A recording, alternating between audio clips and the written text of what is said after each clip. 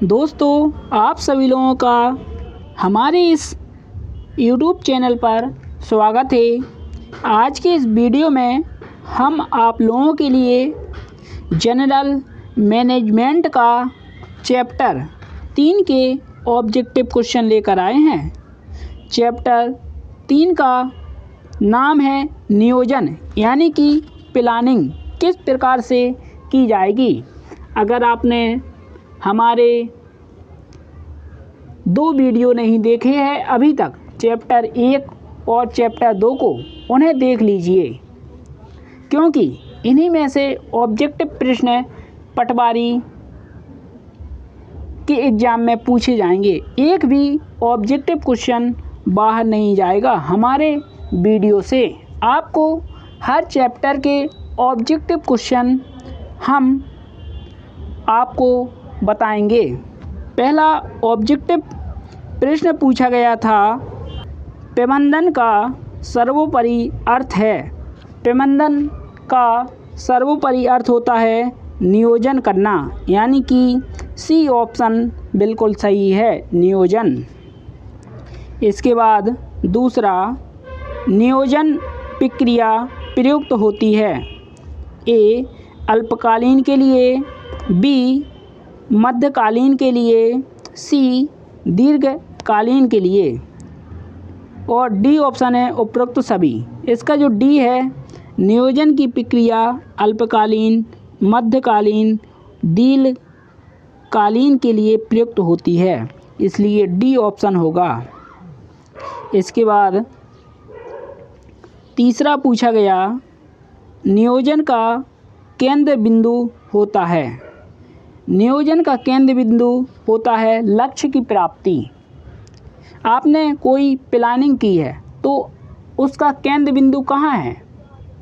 लक्ष्य प्राप्ति, इसलिए लक्ष्य प्राप्ति ए ऑप्शन होगा, लक्ष्य प्राप्ति। क्योंकि आपने प्लानिंग बनाई है, आपको पटवारी का एग्ज़ाम में सिलेक्शन पाना है, तो आपका लक्ष्य है पटवारी एग्ज़ाम को क्रैक करना, इसीलिए ए ऑप्शन होगा, लक्ष्य बिंदु। आप अपने जीवन की दिनचर्या के आधार पर सोचो तो आपका ऑप्शन कभी गलत नहीं होगा। इसके बाद चौथा, नियोजन की ज़रूरत होती है क्योंकि नियोजन निर्देश की व्याख्या करता है। बी नियोजन अनिश्चितता की जोखिम को कम करता है। सी नियोजन नव प्रवर्तन विचारों को प्रोत्साहित करता है, यानी कि नए विचारों को प्रोत्साहित करता है। डी उपरोक्त सभी, इसका डी ऑप्शन होगा। इसके बाद पांचवा पूछा गया, नियोजन प्रक्रिया के प्रमुख चरण हैं। नियोजन प्रक्रिया ए ऑप्शन, उद्देश्य का निर्धारण करना पहला चरण है। दूसरा, वैकल्पिक विधियों की पहचान करना। सी विकल्पों का मूल्यांकन एवं चयन। डी उपरोक्त सभी, इसलिए डी ऑप्शन होगा। यह तीनों चरण हैं नियोजन प्रक्रिया के, इसलिए डी ऑप्शन सही है। इसके बाद छठवां, एकल प्रयोग योजना की अवधि कितनी होती है? एकल प्रयोग योजना की अवधि होती है मध्यकालीन, यानी कि सी ऑप्शन सही है। इसके बाद सातवां, नियोजन की विशेषता है। इसका बिंदु लक्ष्य प्राप्ति होता है। नियोजन की विशेषता है कि इसका प्रमुख उद्देश्य होता है लक्ष्य प्राप्ति। दूसरा, बी यह प्रबंध का प्राथमिक कार्य है, यह प्राथमिक कार्य भी है। और सी यह सर्वव्यापी है, यानी कि सर्वव्यापी है इसकी विशेषता, इसलिए डी ऑप्शन है जो उपरोक्त सभी सही होगा, डी। इसके बाद अगला पूछा गया, आठवां, निम्न में से नियोजन प्रक्रिया का प्रथम चरण होता है।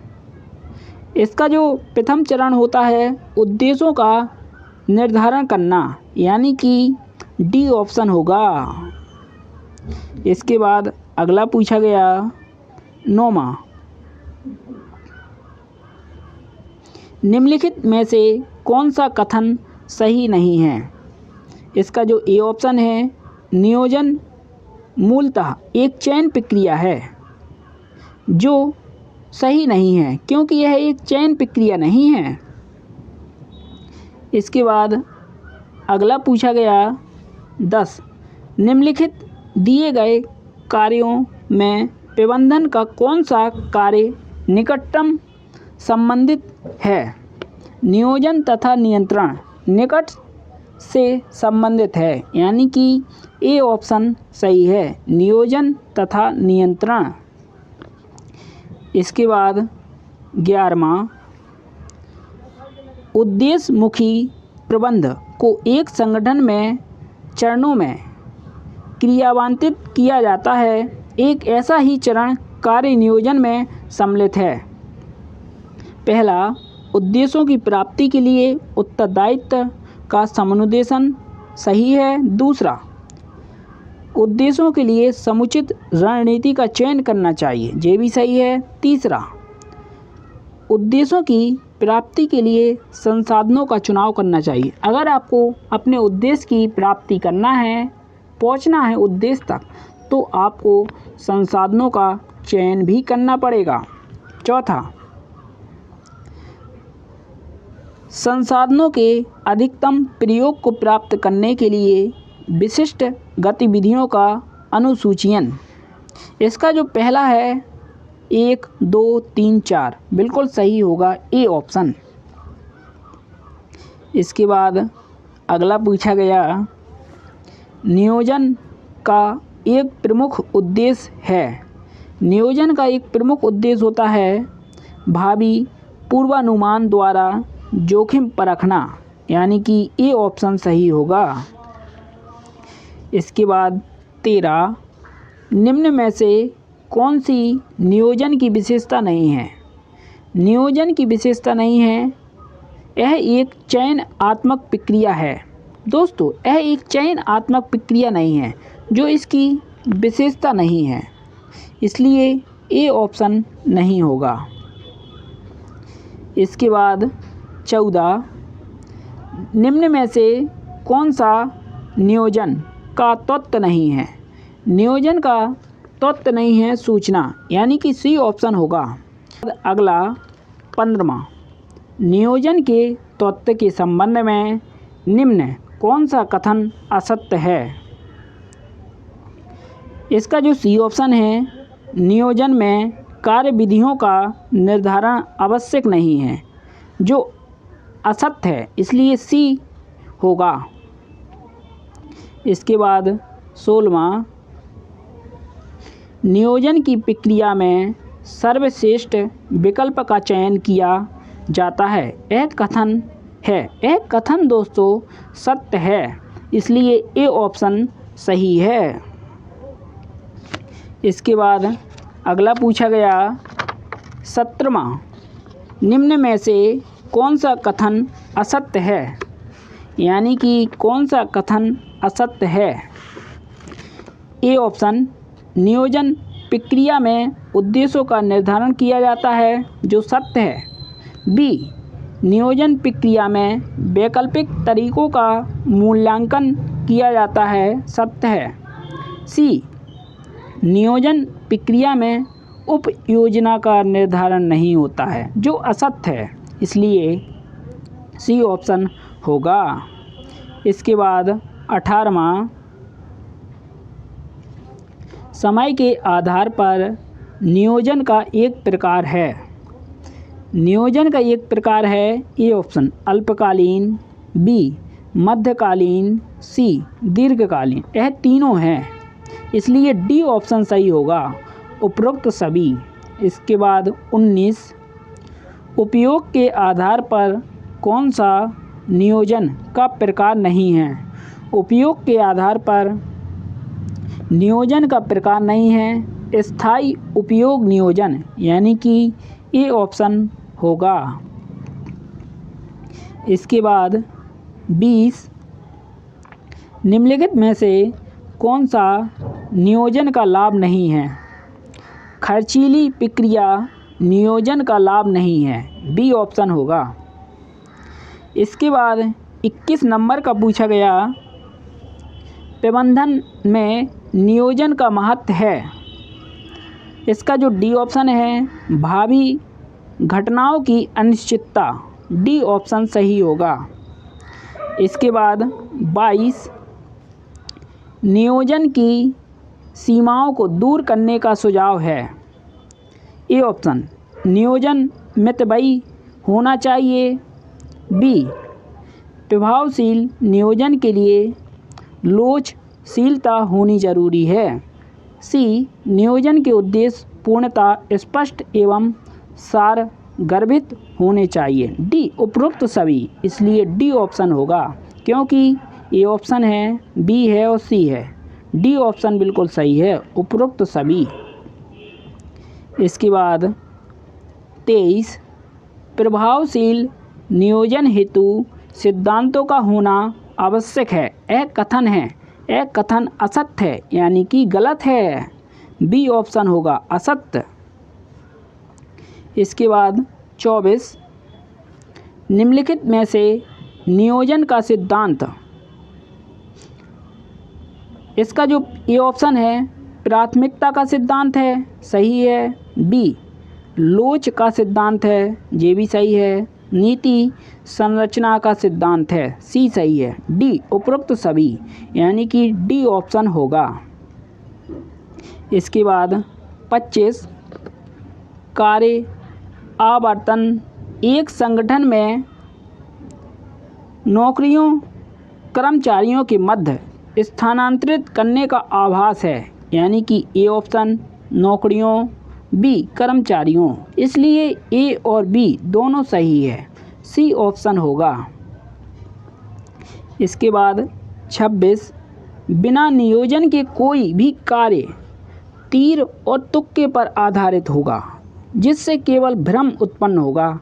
उक्त कथन है, एक कथन है दोस्तों GDH कोल का, यानी कि ए ऑप्शन सही है। इसके बाद अगला 27, प्रत्येक विकल्प के गुण व दोषों की जानकारी प्राप्त करना है। यह कथन नियोजन की प्रक्रिया के किस चरण पर प्रकाश डालता है। इसका जो सही ऑप्शन है, विकल्पों का मूल्यांकन, ए ऑप्शन होगा। आपको हमारे वीडियो की प्लेलिस्ट पर चले जाना है, वहाँ पर आपको हर चैप्टर के ऑब्जेक्टिव प्रश्न मिल जाएंगे। इसके बाद 28, एक कर्मचारी 60 वर्ष की आयु में सेवानिवृत्त होगा, इससे नियोजन के प्रकार को पहचानें। दोस्तों इसका जो सी है, नीति, बिल्कुल सही है। इसके बाद 29, एक ऐसी योजना जो दैनिक गतिविधियों के संचालन से संबंधित है एवं कार्य कैसे उत्पन्न करना है, इसकी विस्तृत विधि बतलाती है। यह कथन नियोजन के किस प्रकार पर प्रकाश डालता है। यह प्रक्रिया है, एक प्रकार की प्रक्रिया पर प्रकाश डालता है, यानी कि ए ऑप्शन सही है। इसके बाद 30, जिनमें बाजार का विश्लेषण, व्यापारिक कानून, विक्रय कला, प्रदर्शन, सजावट आदि शामिल है, वे कहलाती हैं विपणन नीतियाँ, यानी कि सी ऑप्शन बिल्कुल सही है। इसके बाद अगला पूछा गया 31 नंबर का, योजना के निम्न में से कौन सा उद्देश्य है। ए, पूर्वानुमान, बी, मितव्ययिता, सी, निश्चित लक्ष्यों को स्थापित करना, डी ऑप्शन सही होगा, उपरोक्त सभी। इसके बाद अगला पूछा गया 32, भावी क्रियाओं का पूर्व निर्धारण प्रबंधन के किस कार्य के अंतर्गत किया जाता है। इसका जो सही ऑप्शन है, ए ऑप्शन होगा, नियोजन के अंतर्गत किया जाता है। इसके बाद 33, निम्नलिखित में से कौन सी योजना की एक विशेषता है? इसका ए ऑप्शन है लक्ष्यों को प्राप्त करना, बी व्यापक होती है, सी मानसिक व्यायाम। यह तीनों हैं, इसलिए डी ऑप्शन सही होगा, उपरोक्त सभी। इसके बाद 34, नियोजन दिशा प्रदान करता है। नियोजन दिशा प्रदान करता है योजना के महत्व को, इसलिए ए ऑप्शन होगा योजना का महत्व। इसके बाद 35, निम्न में से नियोजन के रूप में जाना जाता है। नियोजन एक प्राथमिक कार्य है, इसलिए इसका बी ऑप्शन होगा प्रबंधक का प्राथमिक या पहला कार्य। बिल्कुल सही है, बी ऑप्शन। इसके बाद 36, योजना बनाने का मूल तथ्य क्या है? योजना बनाने का मूल तथ्य है योजना पहले से सोचना चाहिए, सी संचालन करने वाला होना चाहिए, यानी कि डी ऑप्शन सही है, उपरोक्त सभी। इसके बाद 37, नियोजन किस स्तर पर किया जा सकता है?